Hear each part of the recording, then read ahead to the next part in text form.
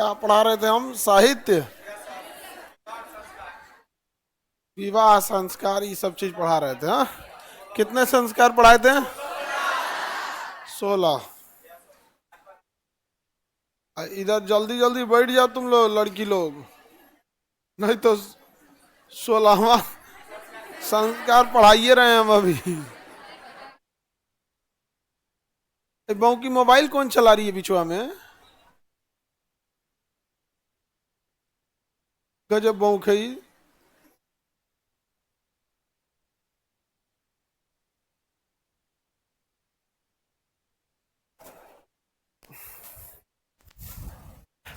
इससे पहले हम आपको याज्ञवल्क्य स्मृति साहित्य और मनु स्मृति साहित्य पढ़ा दिए थे। हाँ, स्मृति साहित्य पढ़ा दिए थे। चलिए तब हम लोग अब आगे पढ़ेंगे। बहुते बैच हो गया है जी। हाँ,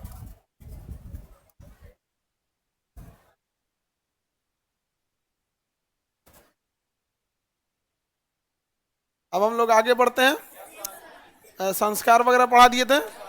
उसके बाद आपका क्या है? ऋण प्रकार। कितने प्रकार के ऋण? 3 प्रकार के। ऋण कितने प्रकार के होते हैं? ऋण पर मत भेजा कीजिए अब, इतना लेट होने के बाद बैठेगी सब कहाँ पे? बुद्धियों नहीं ना लगाएगी सब, खड़ा होकर देखेगी सब।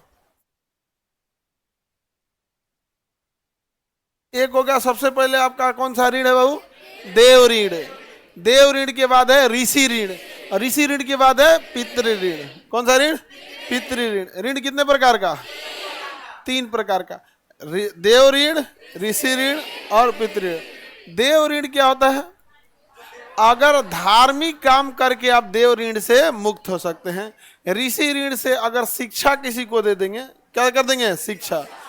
शिक्षा देने से ऋषि ऋण से मुक्त हो सकते हैं। और पितृ ऋण से पुत्र संतान, या मतलब संतान उत्पत्ति के बाद अगर संतान हो गया तो किस ऋण से मुक्त हो सकते हैं? पितृ ऋण से। कितने प्रकार की ऋण की चर्चा? कौन कौन? देव ऋण, ऋषि ऋण, पुत्र ऋण। अगर हम धार्मिक अनुष्ठान क्रियाकलाप किए तो कौन सा ऋण गया? शिक्षा दिला दिए तो? और संतान उत्पत्ति? समझ में आ गया? हम आप लोग को शिक्षा दे रहे हैं। कौन सा ऋण? ऋषि ऋण। समझ में आ गया? लेकिन ये तब लगता है जब सामने वाला शिक्षा ग्रहण करे। हाँ,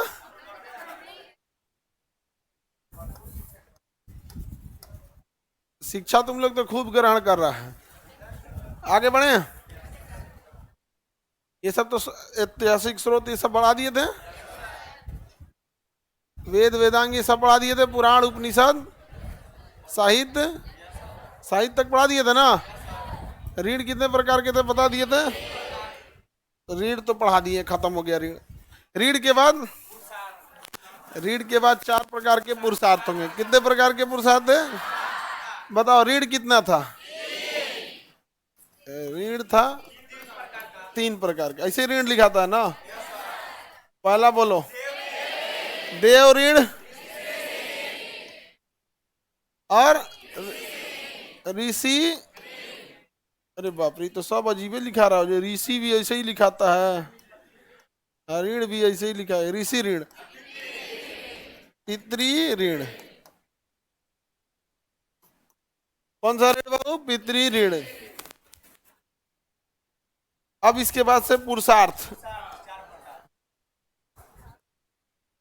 पुरुषार्थ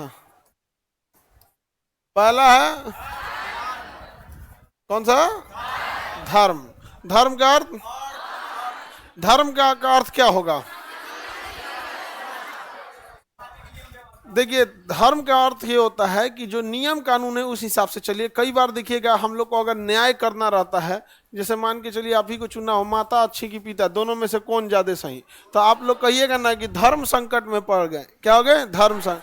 तो कई बार सामाजिक न्याय को ही हम लोग क्या कहते हैं, धर्म कहते हैं। धर्म का मतलब ही नहीं कि अपन अपन धर्म को लेके बहसबाजी कीजिए। अमूमन हम लोग जिस धर्म को कह रहे हैं, अभी जो धर्म चल रहा है उस धर्म में धर्म कम बहसबाजी ज़्यादा चल रहा है। हमारा भगवान बढ़िया है, तुमको तुम्हारा भगवान बढ़िया है, नहीं समझ में आ गया तो अपने भगवान से कहो कि सब एक जैसन बना दे। दोनों लोग को कह रहे हैं, जिसको लगता है कि उसका धर्म बढ़िया है उसको कहो अपने ही भगवान से कि बाकी लोग को भेजा का है, नहीं समझे। तो धर्म का अर्थ होता है सामाजिक संतुलन बना के रखना, धर्म हो गया। धर्म के बाद होता है अर्थ। अर्थ का अर्थ है पैसा कमाना। अर्थ मतलब पैसा, अर्थ से ही बना है अर्थशास्त्र, अर्थव्यवस्था, पैसा या पैसा कमाना। काम, शारीरिक क्रियाकलाप, शारीरिक मतलब संबंध बनाना क्या कहलाता है, काम। उसके बाद है मोक्ष। क्या है, मोक्ष। दुनिया शांत हो गई, मोक्ष प्राप्त हो गया, दुनियादारी से चलेगा। ये 4 प्रकार के पुरुषार्थ की चर्चा थी, 3 प्रकार के ऋण की चर्चा थी, 8 प्रकार के विवाह की चर्चा थी, 16 प्रकार के संस्कार। संस्कार कितने, विवाह 8, पुरुषार्थ, ऋण, ये सब उस समय की प्रचलन थी और मनुस्मृति सब में सबसे आगे था। अब अगला होगा आपका महाकाव्य। अगला क्या होगा, महाकाव्य। महाकाव्य बहुत बड़ी पुस्तक को हम क्या कहेंगे, महाकाव्य। बहुत बड़ी पुस्तक को क्या कहते हैं, महाकाव्य कहते हैं। महाकाव्य कहते हैं। महाकाव्य 2 प्रमुख महाकाव्य मिलेंगे आपको। महाकाव्य कितने मिलेंगे, 2। एक मिलेगा आपको रामायण। क्या मिलेगा, रामायण। रामायण और एक महाभारत। महाभारत 2 प्रमुख क्या मिलेंगे आपको, महाकाव्य मिलेंगे। अब इसमें रामायण जो है ये हो गया रामायण। तो रामायण की रचयिता कौन थे भैया, वाल्मीकि। रामायण के रचयिता वाल्मीकि, महर्षि वाल्मीकि। गेटवा बंद करो जी, गेटवा सटा देना। अरे इधर से मत बंद करो, खुलेगा नहीं, सटा देना फिर खुल जाएगा। खोल, बंद कर दो फिर खोल देना उस टाइम, बस करो। अब देखते हैं हम लोग महाकाव्य। इसमें की रचना किसने किया, अब महाभारत की रचना वेद व्यास, वेद व्यास ने किया। अमूमन बच्चों को ये दोनों नाम याद होते हैं, लेकिन वो गलती ये कर देते हैं कंफ्यूज होके कि वेद व्यास किसके किए थे और वाल्मीकि किसके किए। मतलब दोनों नाम वो याद रहेगा, वाल्मीकि भी नाम याद रहेगा और वेद व्यास याद रहेगा। दोनों ने बढ़िया किताब लिखा है, एगो कोनो रामायण लिखे हैं, एगो कोनो महाभारत लिखे। गड़बड़ा क्या जाता है, ये नहीं समझ में आता है कि इसमें रामायण कौन लिखे थे, महाभारत कौन लिखे थे। समझ में आ रहा है कि नहीं आ रहा है, किसी को दिक्कत। तो वेद व्यास को याद रखने का तरीका इजी है, व्यास। देखो ये हो गया व्यास, डायमीटर को क्या कहते हैं, व्यास। बताओ इस पृथ्वी पर सबसे बड़ी रेखा क्या खींच सकते हैं, व्यास। और इस पृथ्वी पे सबसे बड़ा युद्ध कौन हो सकता है, महाभारत। तो महाभारत से बड़ा युद्ध नहीं होगा, अब व्यास से बड़ी रेखा नहीं हो सकती। किसी भी गोला में व्यास से बड़ा आप कुछ भी नहीं खींच सकते। तो दोनों याद रखने का तरीका हो गया। अब बाकी जो बच गया वो कौन लिखे हैं, वाल्मीकि जी लिखे हैं। एक को याद रखना है, व्यास, महाभारत, व्यास। महाभारत सबसे बड़ा युद्ध था। अब पृथ्वी एक गोला है, गोला पे सबसे बड़ी रेखा तो हो गया वेद व्यास। और जो बच गया वो रामायण किसने लिखा, रामायण लिखा, रामायण वाल्मीकि जी ने क्या लिखा था, रामायण लिखा। देखिए इसमें जो लेसन होते हैं उसे हम कांड कहते हैं। क्या कहते हैं, लेसन को क्या कहते हैं, कांड। टोटल कितने कांड है, 7 कांड है। तो रामायण में कितने कांड है, रामायण में कितने कांड है, 7 कांड है। रामायण में कितने कांड है, उसमें पहले 12,000 श्लोक थे, अभी 24,000 श्लोक है। रामायण में प्रारंभ में कितने श्लोक थे, 12,000, अभी कितने हैं, 24,000। प्रारंभ में श्लोकों की संख्या, वर्तमान में श्लोकों की संख्या। इसके खंडों को क्या कहते हैं, कांड। सबसे कितने कांड है, सबसे प्रमुख कांड सुंदर कांड, सबसे प्रमुख कांड सुंदर कांड। कौन सा कांड, सुंदर कांड। आगे बढ़े। अब यहाँ हो गया व्यास, ये क्या हो गया, व्यास। महाभारत को इनका लेसन जो होता है, लेसन, महाभारत में लेसन को हम कहते हैं पर्व। क्या कहेंगे? पर्व। टोटल कितने पर्व हैं? 18 पर्व। कितने पर्व हैं? 18 पर्व। 18 लेसन। महाभारत में कितने लेसन? हाँ, 18। आगे बढ़े। और रामायण में कांड कितने? महाभारत में पर्व कितने? इसमें सबसे प्रमुख कांड, सबसे प्रमुख कांड प्रारंभ में कितने श्लोक? वर्तमान में, वर्तमान में सबसे प्रमुख कांड सुंदर कांड। सबसे प्रमुख कांड सुंदर कांड। अब इसमें पर्व देखते हैं, कितने पर्व हैं? सबसे प्रमुख पर्व का नाम भीष्म पर्व। सबसे प्रमुख पर्व भीष्म पर्व। कौन सा पर्व? भीष्म पर्व को ही भागवत गीता कहते हैं। क्या कहेंगे? भागवत गीता। और इसी को हम लोग शॉर्टकट में क्या कहते हैं? गीता। क्या कहते हैं? गीता। शॉर्टकट में हम क्या कहते हैं? गीता। तो बताइए, गीता पूरे महाभारत का है क्या उसका एक लेसन है? हाँ, कौन सा लेसन? कौन सा लेसन? भीष्म पर्व। कौन सा लेसन? भीष्म पर्व। कौन सा लेसन? भीष्म पर्व। इसी में महाभारत में कृष्ण भगवान भीष्म पर्व में ही अर्जुन को समझा रहे थे। किसको समझा रहे थे? अर्जुन। अर्जुन को समझा रहे थे। बाद में फिर पूरा महाभारत लड़ाई हो गया भयानक। अर्जुन जीत गए, जिता दिए गए अर्जुन को। कर्ण को बेचारा को हरा दिया गया। दुर्योधन मारा गया। जीत हो गई सत्य की। सत्य की ही क्या होती है? जीत होती है। आगे बढ़े, कोई दिक्कत? तो महाभारत का सबसे प्रमुख लेसन का नाम भीष्म पर्व। कितने पर्व टोटल? 18 पर्व।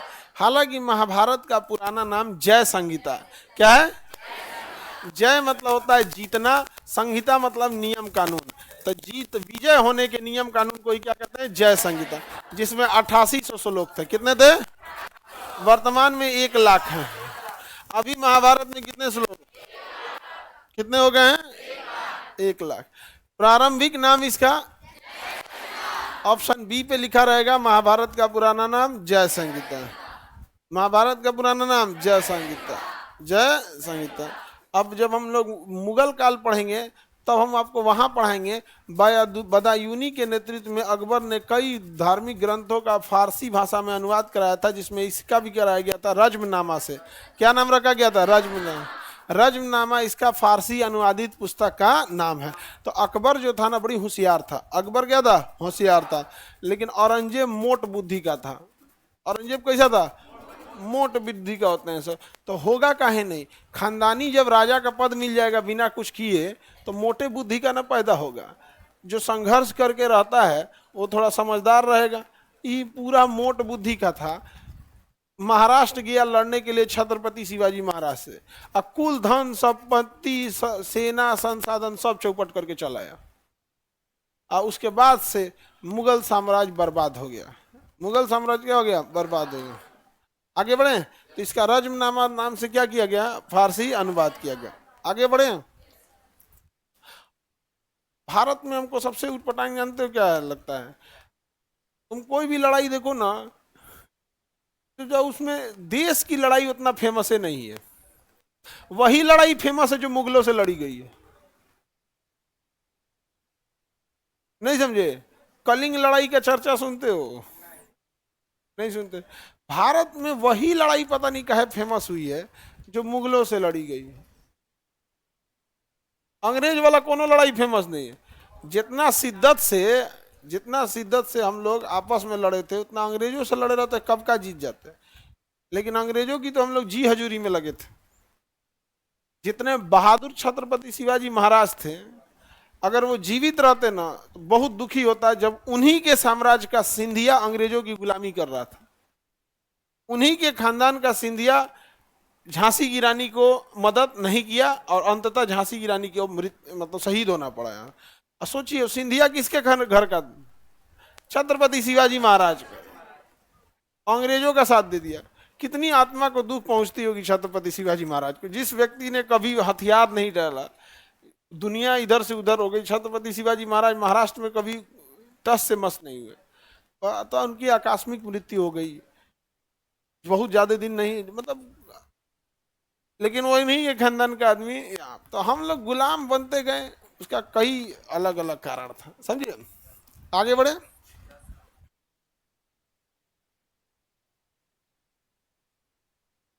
यहाँ किसी को युद्ध का मतलब नहीं, इतिहास में वही युद्ध फेमस है जो मतलब मुगलों भी एक तरह से छोड़िए ना, जिसमें धार्मिक चीजें दिखेगी आपको।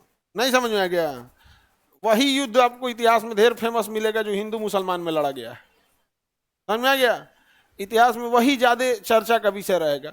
अभी यहाँ किसी को राक्षसी तरंगनी का युद्ध का दो पता नहीं है, तालीकोटा का युद्ध ना पता होता, ये सब हमको क्या पता है, कांचीपुरम का युद्ध है, ये सब कुछ नहीं, उतना ध्यान नहीं है। लेकिन ये सब युद्ध बहुत ज्यादा है, क्योंकि पब्लिक जो रहती है ना यहाँ पे, देखो अगर आप एजुकेशन लेके डीप एजुकेशन नहीं लीजिएगा ना तो समझ नहीं पाएंगे किसी चीज़ को, उतना समझ नहीं पाएंगे। हमारी स्थिति ऐसी हो गई थी इतिहास में, जब धीरे धीरे पढ़ेंगे तो हम लोगों ने अपनी स्थिति ऐसा कर लिए थे जिसके वजह से विदेशी आक्रमणकारी चला है सब। इतना छोटा छोटा राजा होना चाहिए जी, अकेले राजस्थान में 4 गो राजा। अभी तुम सोचो, अभी राजस्थान में 4 गो मुख्यमंत्री बनाओ, अब ये हरियाणा कब्जा कर लेगा उधर से। तो इतने छोटे छोटे राजा हो गए जिसकी वजह से हम लोग हारने लगे थे। तो जय संहिता किसका पुराना नाम था? कितने श्लोक थे? कितने श्लोक?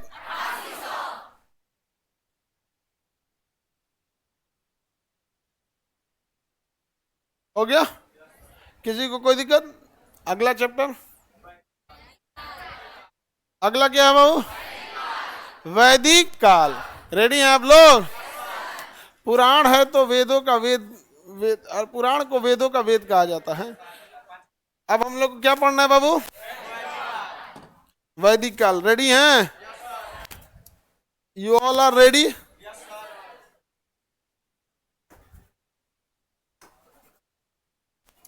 देखा जाए, देखो अगर हम टाइम लाइन खींचते हैं तो अभी कौन सा समय चल रहा है? 2025। 2025। अगर हम यहाँ को कहते हैं 0 तो इधर का समय होता है एडी। क्या होता है? एडी। एडी। इधर वाला बीसी, इधर वाला बीसी। अब यहां अगर देखेंगे 10,000 ईसा पूर्व, 10,000 ईसा पूर्व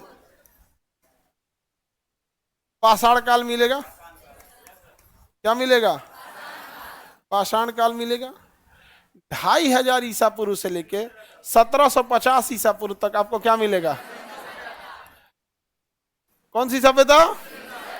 सिंधु सभ्यता कब शुरू हुई? खत्म हुई 1750। सिंधु सभ्यता शुरू होती है और खत्म होती है 1750। पूरी तरह से शहरी सभ्यता थी। अब इसके जगह आती है 1500 ईसा पूर्व से लेके 600 ईसा पूर्व। कितने से लेके? 1500 से लेके 600 ईसा पूर्व आती है वैदिक सभ्यता। कौन सी सभ्यता? वैदिक सभ्यता आती है स्टार्टिंग में लेके। वैदिक काल कहां से शुरू होता है बाबू? 1500 से लेके 600। क्या नाम होता है? वैदिक काल। वैदिक काल। कोई दिक्कत किसी को? वैदिक काल। अब यहां समझते हैं, थोड़ा नीचे लिख दे क्या वैदिक काल को? यहां लिख देते हैं। वैदिक काल चालू होता है 1500 से 600 और ये खत्म हो जाता है सिंधु सभ्यता 1750। बीच में थोड़ा सा गैप है।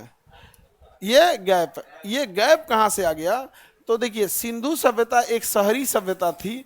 जब ये प्राकृतिक आपदा, बाढ़ और जलवायु परिवर्तन के कारण समाप्त हुई तो धीरे धीरे कुछ अंश बच गए थे, वो भी धीरे धीरे समाप्ति के कगार पर थे और उसके जगह एक नई सभ्यता धीरे धीरे विकास ले रही थी।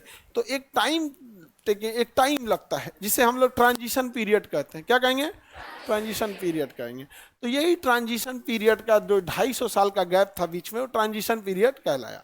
उसके बाद आया वैदिक काल, यानी सिंधु सभ्यता के बाद कौन सी सभ्यता आई? वैदिक काल। सिंधु सभ्यता कंप्लीट शहरी थी, वैदिक सभ्यता कंप्लीट ग्रामीण थी।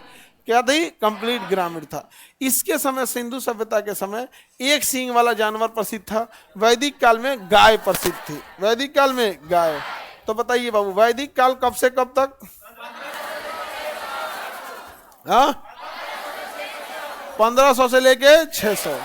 1500 से लेके 600 ईसा पूर्व। इसका नाम वैदिक काल इसलिए पड़ गया, इसी समय सारे वेद लिखे गए थे। ऋग्वेद, सामवेद, यजुर्वेद, अर्थर्वेद, पुराण, सारा चीज इसी समय लिखे गए थे। वैदिक काल में ही सारा वेद लिखा गया था, इसलिए इसका नाम क्या हो गया? वैदिक काल। अब इसके बाद आया था आपका यहाँ 600 से लेके और ये 0 तक, यहां से यहां तक 600 से लेके ये वाला काल कहा था महाजनपद। क्या कहलाया? क्या कहलाया? और इसी समय अखंड भारत था। इसी महाजनपद के काल में 600 ईसा पूर्व से लेके ईसा मसीह के जन्म तक, और यही पीरियड था जब यहाँ पे चंद्रगुप्त मौर्य हुआ करता था, यहाँ अशोक था, यही के टाइम पे कलिंग का युद्ध हुआ, इसी के समय सिकंदर आक्रमण किया, और इसी समय महात्मा बुद्ध थे, इसी समय महावीर स्वामी थे। समझ में आ गया कि नहीं? कितना बड़ा, कितना पुराना है, सभी लोग समझ में आ गया कि नहीं आ गया? अशोक वगैरह कितना पुराना है सब। उसके बाद आए ईसा मसीह। कौन है? ईसा मसीह है। और यहां से लेकर फिर जो कालखंड आता है फिर से 600 साल तक। कितने साल तक? ये छोटे राजाओं का काल आता है। कैसे राजाओं का? छोटे छोटे राजाओं का काल आता है।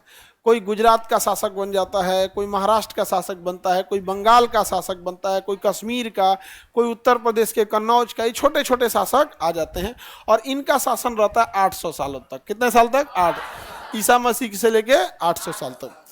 अब इस 800 से लेके, इसको एडी मिटा दे, इस 800 से लेके 1200 तक, 800 से लेके 1200 तक राजपूतों का शासन रहता है। कहाँ पे? राजस्थान के क्षेत्र में। राजस्थान के क्षेत्र में किसका क्षेत्र रहता है? राजपूत। समझ में आ गया? किसका रहता है?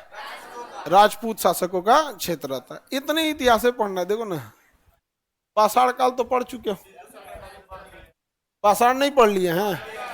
नव पाषाण, मध्य पाषाण, ये सब तो पढ़ लिए हैं। सिंधु पढ़ लिए हैं। अब ये वैदिक पढ़ा देते हैं।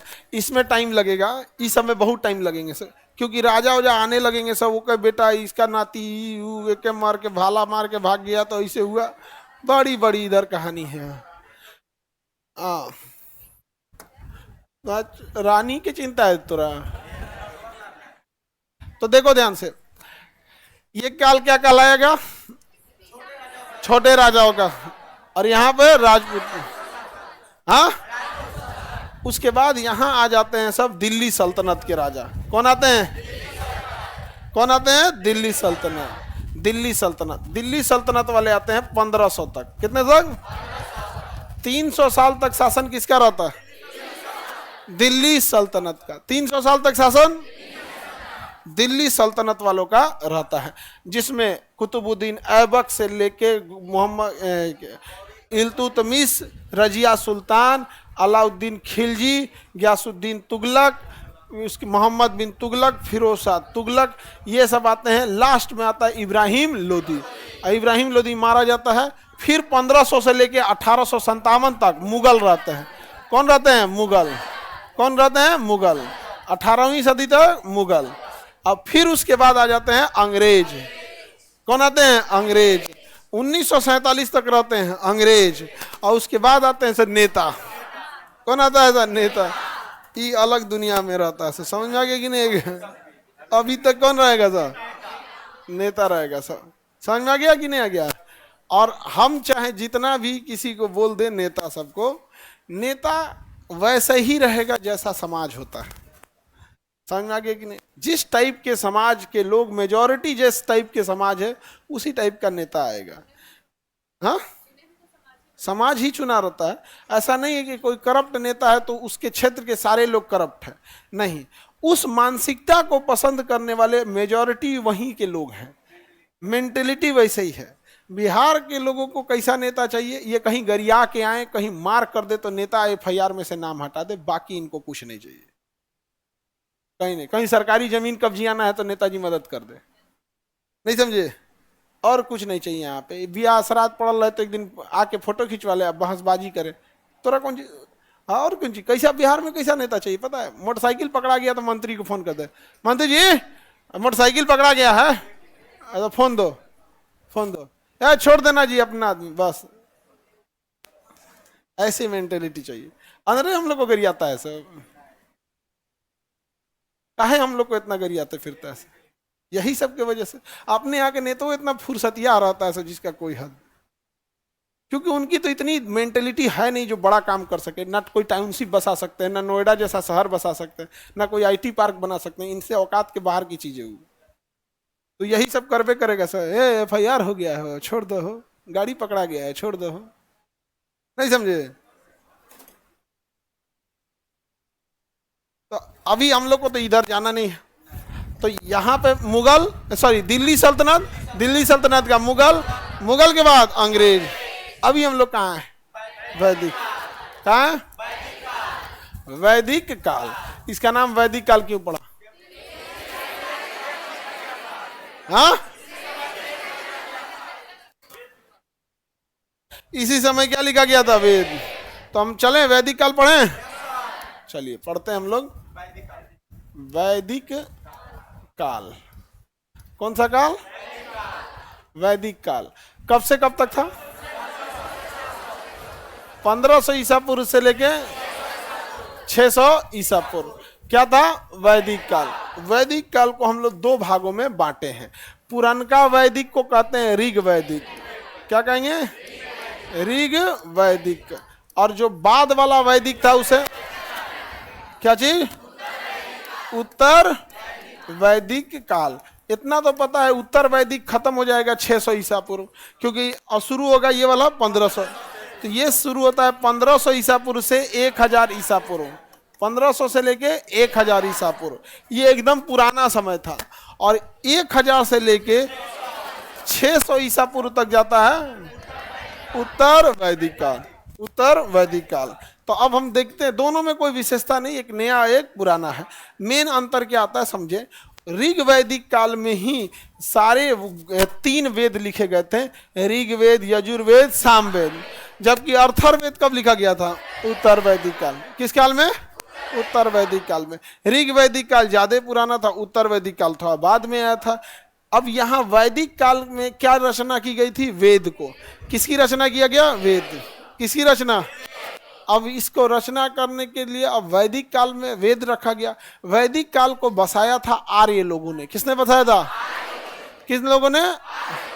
आर्य लोगों ने बसाया था। और आर्य यहाँ के थे नहीं। आर्य कहाँ के थे? मध्य एशिया। आर्य कहाँ के थे? मध्य एशिया के। वहीं का जहाँ का बाबर था, जहाँ का बाबर था वहीं के कौन थे? इसको क्या हुआ जी?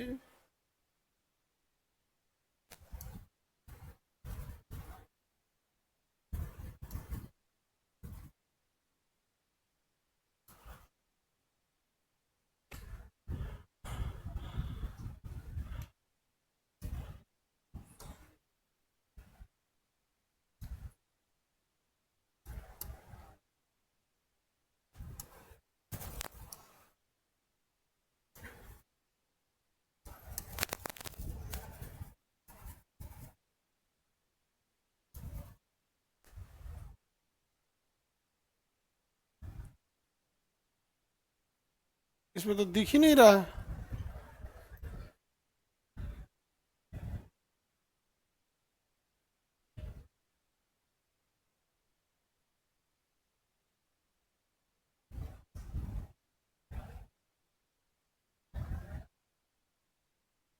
रहने दो, यहाँ बनाते हैं। देखो, आर्य जो आए थे कहाँ से आए थे बहू? मध्य एशिया से आए थे। कहाँ? जहाँ से बाबर आए, यहाँ से मध्य एशिया से आए थे। और जब ये मध्य एशिया से आए तो ये इस एरिया में रहना चालू किए। समझ में आ गया? क्योंकि इस एरिया में नदी ज्यादा थी, यानी यहाँ पंजाब और हरियाणा के एरिया में, इस एरिया में 7 नदियां थी उस समय। घग्गर नदी थी, सिंधु नदी थी, झेलम, चिनाब, रावी, सतलज, ब्यास, 7 नदियां थी। इसलिए इसे कहा गया सप्त सैंधव। सैंधव मतलब नदी, सप्त सैंधव। तो बताइए आर्य कहाँ से आए? किस प्रदेश में रहे? सप्त सैंधव। वर्तमान पंजाब और हरियाणा से। वर्तमान पंजाब और हरियाणा। अब समझो, यहां से तांडव सुनो। जब ये भारत में आए ना, तो यहाँ के जो मूल निवासी थे, यहाँ के मूल निवासी में कौन हो गए भाई? आदिवासी। आदिवासी। यहाँ में जो द्रविड़ थे, जो यहाँ पर SC ST थे, शेड्यूल कास्ट, समझ में आ गया कि नहीं आ गया? जो यहाँ पर पिछड़े लोग थे, कौन थे? पिछड़े वर्ग वाले थे, ये यहाँ के मूल निवासी थे। आर्य है ना, आर्य, तो आर्यों की भाषा क्या थी? संस्कृत। आर्यों की भाषा, ये अपने आप को श्रेष्ठ बोलते थे। क्या कहते थे? अपने आप को क्या कहते थे? श्रेष्ठ। और जो यहाँ के मूल निवासी थे उन्हें निम्न जाति का कहते थे। क्या कहते थे? निम्न जाति का। समझ में आ गया? क्या कहते थे? निम्न जाति। और ये यहाँ आए और अपने आप को स्थापित कर दिए, कहे कि हम ही श्रेष्ठ हैं। अब तुम कौन हो? निम्न, हमारी सेवा करो। समझ में आ गया? तो उच्च जाति और नीच जाति स्टार्टिंग हो गई यहां से। समझ में आ रहा है कि नहीं आ रहा है? अब जो दलित ये लोग हैं, SC ST हैं, पिछड़ी जाति हैं, आदिवासी हैं, द्रविड़, ये क्या है? मूल निवासी हैं। यहाँ कौन है? मूल निवासी। और उन पे हावी हो गए कौन? आर्य हो गए। और आर्य में एक ऋषि थे जिनका नाम था अगस्त ऋषि। वो कहें कि हम दक्षिण भारत को भी आर्य बनाएंगे, संस्कृत सिखाएंगे, उन्हें भी श्रेष्ठ बनाएंगे। तो दक्षिण भारत का आर्यीकरण किसने किया? अगस्त ऋषि। अगस्त ऋषि। तो दक्षिण भारत को आर्य में कन्वर्ट किसने किया? और उत्तर भारत को गौतम राहुगढ़। गौतम राहुगढ़। उत्तर भारत का आर्यीकरण गौतम राहुगढ़। और दक्षिण भारत का अब गौतम राहुगढ़। अब देखिए सर, ये बाहर से आके अपने को श्रेष्ठ बोलता है। शिक्षा थी, शिक्षा। समझ में आ गया कि नहीं आ गया? शिक्षा में बड़ी ताकत होती है। समझ में आ गया कि नहीं? शिक्षा में क्या होती है? बहुत ताकत होती है।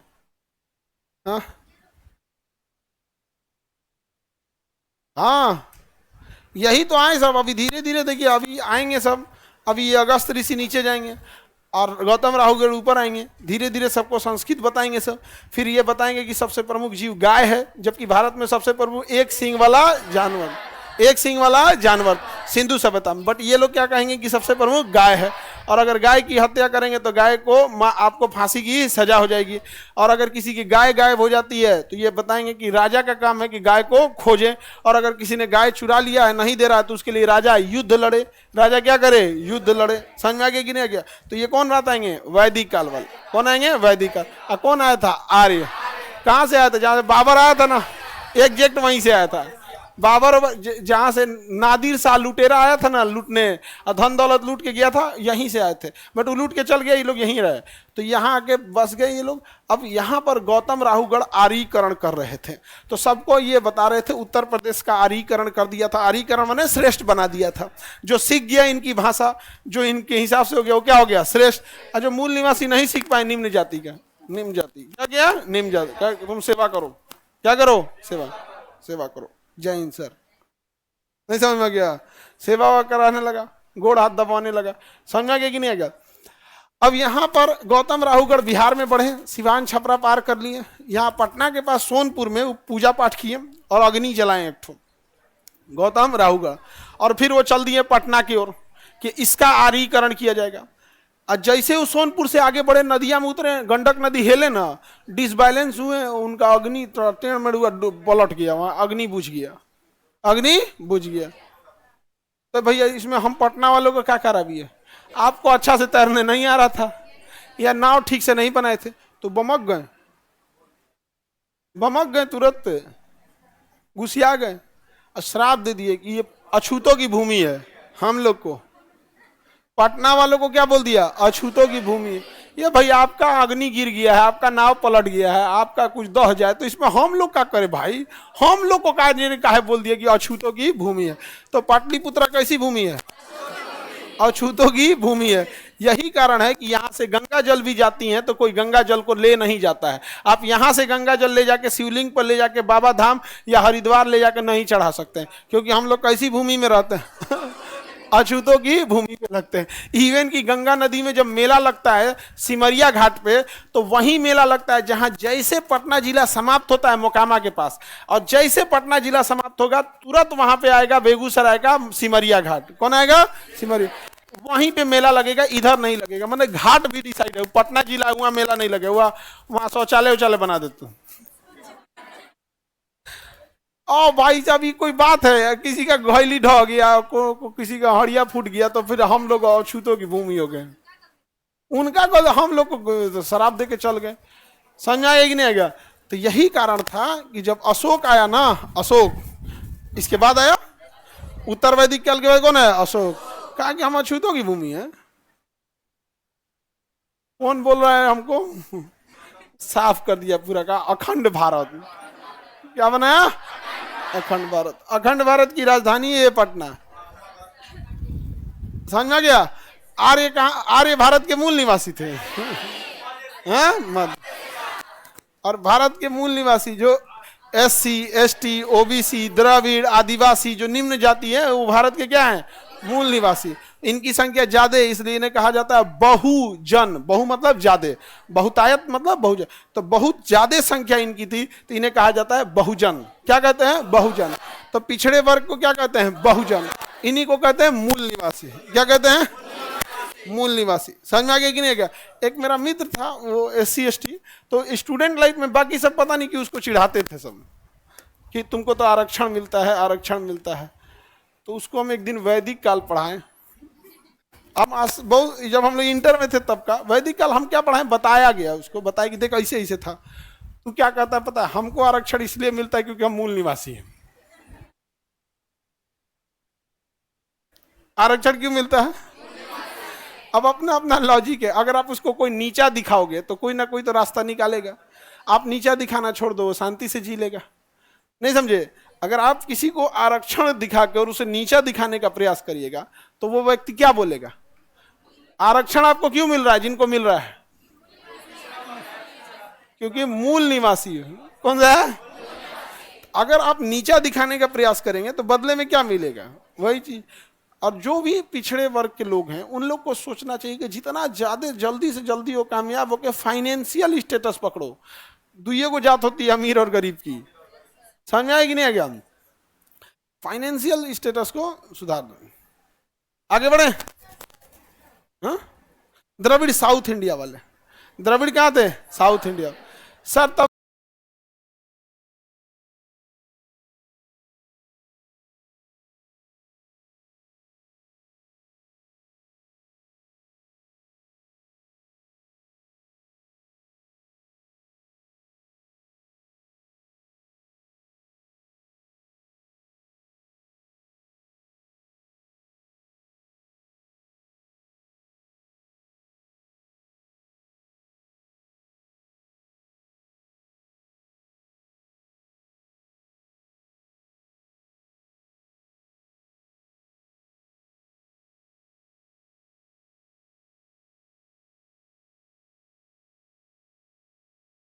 राजपूत लोग कहां से आए? अरे भाई अभी समझो ध्यान से। अभी जब वर्ग का निर्धारण हो रहा है, समझना ध्यान से। यहां पे ये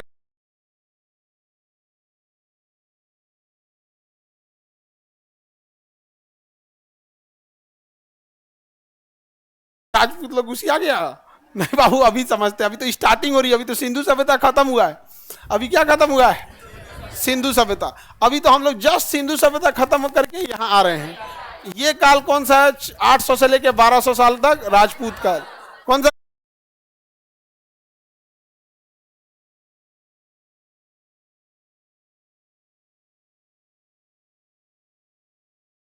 काल?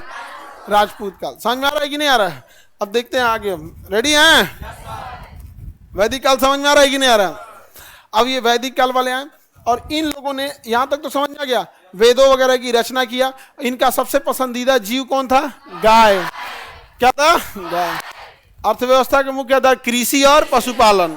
कृषि और पशुपालन। जबकि सिंधु सभ्यता में कृषि और व्यापार, सिंधु सभ्यता में कृषि और व्यापार, वैदिक में कृषि और पशुपालन। कृषि और, किसी को कोई दिक्कत है? नहीं दिक्कत है? आगे बढ़े। धार्मिक कार्य को दी गई भूमि देवदान भूमि कहलाती थी। हल का जो निशान होता था खेत में, उसे सीता कहा जाता था। गाय जिसके पास जितनी ज्यादा रहती थी उतना अमीर होता था। अब बाकी जातियां कैसे आई समझो। ध्यान से, ऋग वैदिक काल में कहा गया कि जाति का विभाजन जो होगा वो कर्म के आधार पर होगा। जाति का विभाजन किस आधार पर होगा? कर्म।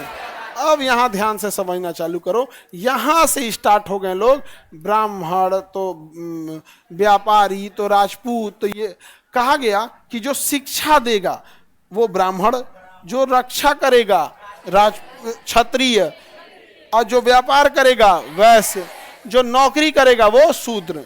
तो बताइए, शिक्षा देने वाला, शिक्षा देने वाला क्या कहलाएगा? ब्राह्मण। ब्राह्मण शिक्षा देने वाला ब्राह्मण, और सुरक्षा करने वाला हाँ क्षत्रिय, सुरक्षा करने वाला क्षत्रिय, व्यापार करने वाला वैश्य, नौकरी करने वाला शूद्र, नौकरी करने वाला। ये कहाँ लिखा गया है? ऋग वैदिकम। हमको देखो ध्यान से, हम शिक्षा दे रहे हैं तो ऋग वैदिक का टाइम के हिसाब से हम हैं ब्राह्मण। आप सब नौकरी करने जाएंगे, आप सब क्या कहलाएंगे? शूद्र। आप में जो व्यापार करेगा वो क्या कहलाएगा? वैश्य।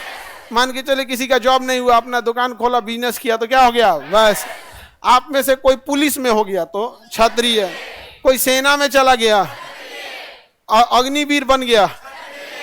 अब समझ में आ रहा है जाति कैसे बनी थी? तो इस हिसाब से जाति बनना चालू हुआ। समझ में आ गया कि नहीं आ गया? जाति बनना इस हिसाब से चालू हो गया।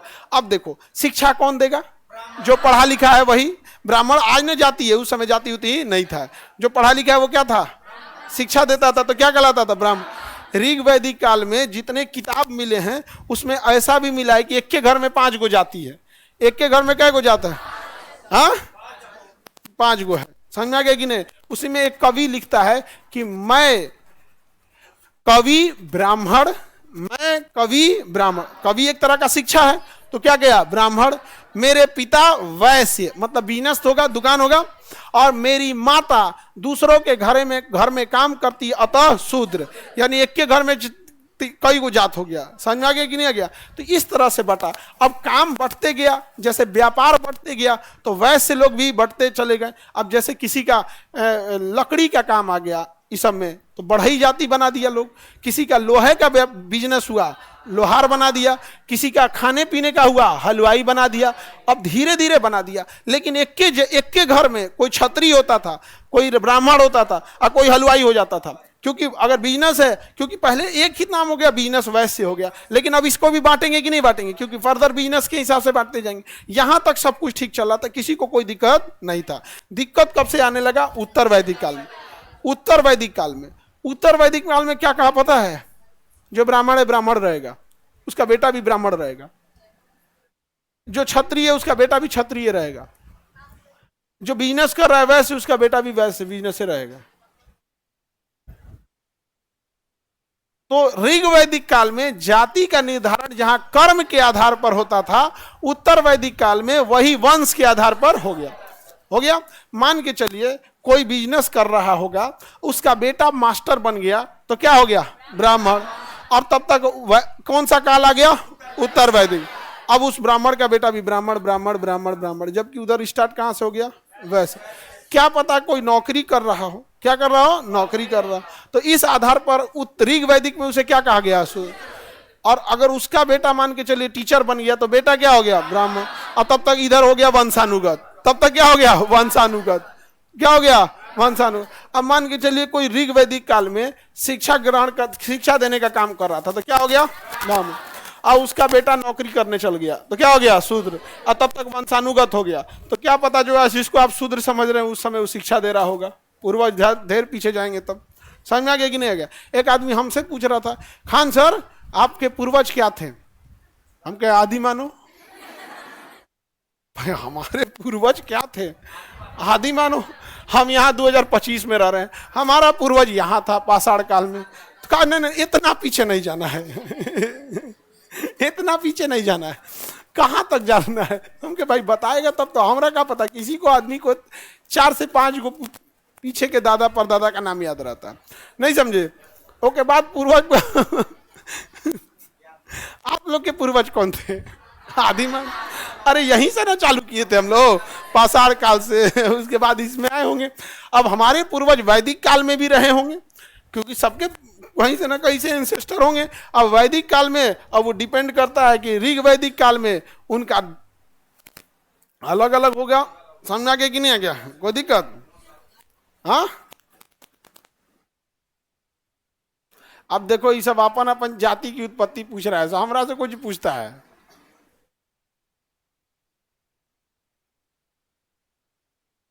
आगे बढ़े। एक पूछ रहे यादव जी कहां से आए लोग। अरे दादा दादा, ये तो कृष्ण भगवान से समझो नहीं समझे? आगे बढ़े, किसी को दिक्कत नहीं?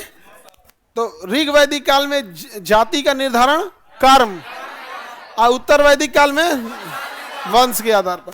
अभी देखो, आप शिक्षा दो या ना दो, आप वही जाति के हो जाओगे। नहीं समझे? किसी को दिक्कत? आप लोग की जाति कौन है? जो पिताजी ने थोप दिया, पिताजी को दादाजी ने थोप दिया, वही जाति है, वही धर्म है, लेके उसी को गा रहे हो। नहीं समझ आ गया?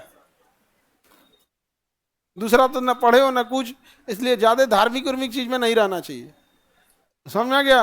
अधेर ऊपर वाले को याद भी ज्यादा नहीं करना चाहिए। वो याद कर लिया किसी दिन ना। हाँ,